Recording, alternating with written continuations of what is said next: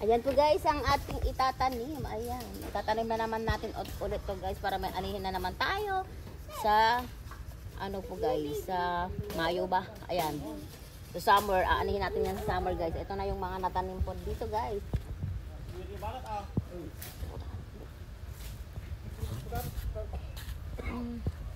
Ayan na po ang ating mga natanim po guys. Ayan, hindi pa natin siya natatapos.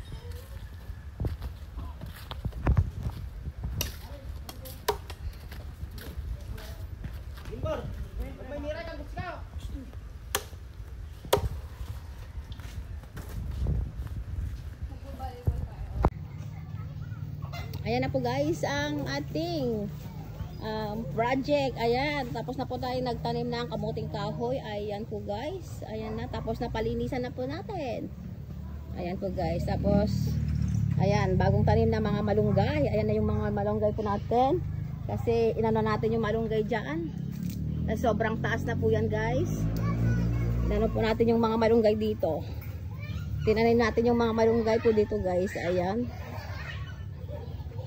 Dami natin nilagay po na malunggay. Magandang ano ito guys. Kasi para ano siya guys. Hindi tayo mabibili ng mga malunggay. Ayan.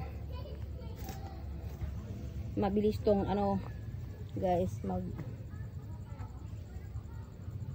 talbos yan guys. Kasi nga medyo ano na siya. Magugulang na po yung mga ano. Yung inano natin ano po guys. Malunggay, ayan, tapos yan. Ayan. Ayan po guys. Nilagay po natin dyan. Pinaikutan natin lahat po ng malunggay. Yung ano pa guys, yung empty na lupa. Yung ano siya guys, yung lang tanim dito na sulok-sulok. Ayan. Nalinis na po natin lahat. Ayan po guys.